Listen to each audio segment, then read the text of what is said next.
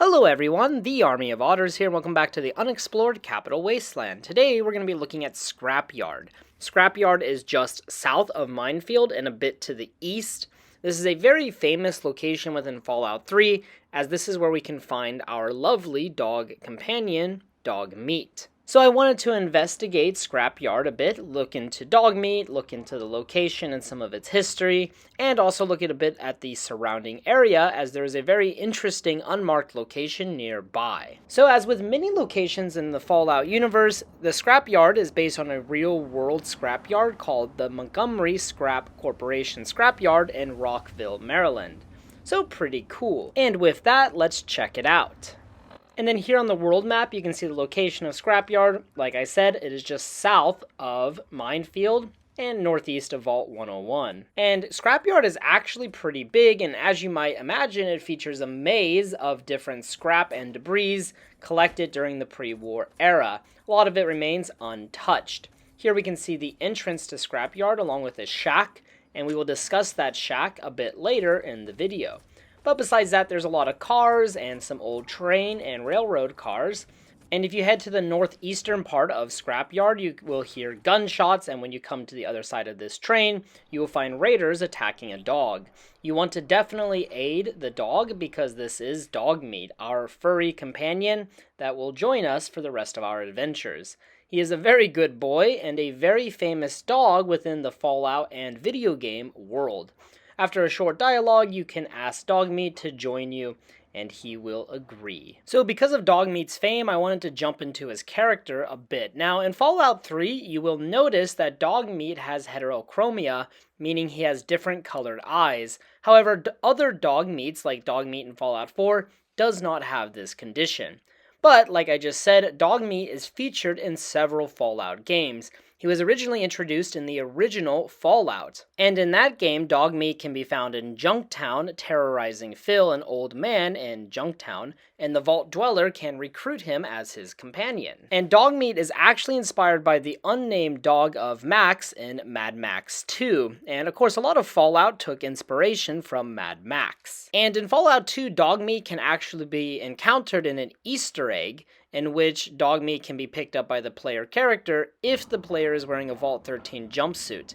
However, if the player chooses to kill Dogmeat, a man named Mel, in reference to Mel Gibson, will appear and attack you trying to avenge the dog. And as I said earlier, Dogmeat makes an appearance in Fallout 4 and is a central piece for one of the trailers of Fallout 4.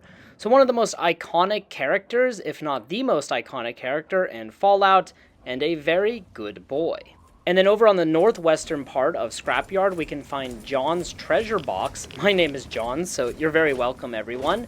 And this ammunition box actually has some pretty amazing loot in it. However, it is a hard lock, so you're going to need 75 lockpick to get it open.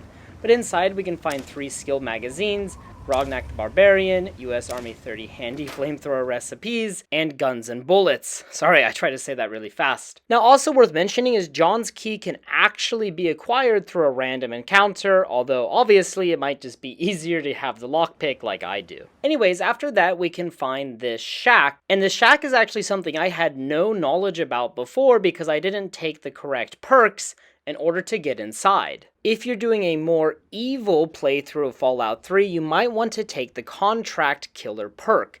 This will unlock the location here, which is called Littlehorn and Associates, which is ran by Daniel Littlehorn and his secretary. Basically, this company will give you bounties for the ears of good karma NPCs, and you can get a lot of caps. If you have very evil karma, you will even get a bonus upon turning in any ears. But all in all, a pretty cool location that I did not know existed, so I'm glad to have learned about it. Now, one last thing I wanted to explore in Scrapyard was this giant crane in the middle of Scrapyard. You'll notice that the base of the crane rests on a large cement foundation. However, climbing up the cement foundation was not possible, so I thought it might be possible to get on top of this train and then get on top of the crane in order to access the cement foundation. What ensued, though, was a very long process, but it did eventually work through pure determination. Here, I was just trying to get on top of the train through normal means, jumping and stuff, but it was unsuccessful. And I tried for quite a long time, about a minute or so, just trying to jump up, but to no avail. And as I said, there was no way up around the cement foundation, so when I came to the other side of the train to see what was there, I noticed this: a barrel. And using the power of this barrel, I was determined to climb up on top. Eventually, I got the barrel into a good position, or what I thought was a good position, and we got really freaking close. Now, at this part, I almost lost hope because it seemed like there was an invisible barrier, but I thought, what if we had 2 barrels? Perhaps then we could skip up above this invisible barrier on top of the train. So with that, I grabbed another barrel and placed it on top of this old shelf, and the other barrel wedged it so it wouldn't move. These barrels move so freaking easily if you jump on them. But this barrel was stuck, and then I was able to get up on top of the train. Now the only problem was how to get on top of the crane itself. At first I tried jumping. However, this did not work. So then I tried to bring up the barrels and to create a kind of stepping ladder, but this also failed because these barrels are so fragile, and without anything to wedge them on like a bookcase and tires, it failed. I was about to give up hope when I've actually tried from the other side, and lo and behold, we made it. We got on top of the crane, and I was able to walk to the cement structure and look at the crane up close. Kind of a really dumb and pointless thing to do, as there's literally nothing up here, but something I thought was kind of fun, and hey, this is supposed to be like Unexplored Capital Wasteland, so I figured many players probably don't go up here. Also, while doing research on this, I found it on the wiki. It says the Sky Crane platform isn't accessible except with console commands. Obviously, this isn't true though. I did it on Xbox. Let this be a reminder that if there is a will, there is a way. I do wonder how employees got up here during the pre-war era, if they had to do some kind of parkour like I did, or, perhaps they just used a ladder, but, who knows. Also, you can get some really amazing views from up here, especially of Minefield, the water tower, and the power station off in the distance. And the last thing I wanted to talk about was the Minefield power station. This is an unmarked location within Fallout 3, and I failed to mention it in my Minefield video, so I thought I would go ahead and mention it here, since it's right in between Minefield and Scrapyard. Over here by these power lines, we can find a skeleton, a bottle of Nuka-Cola Quantum, and a BB gun. This BB gun is actually pretty useful for this location, because if we look at the railing above the power station, we can actually find some Nuka-Cola bottles on top. Obviously, whoever this skeleton was using these bottles as target practice with his BB gun. I shot one of the bottles with a sniper rifle, which was a big mistake because it sent it flying and I couldn't find it later.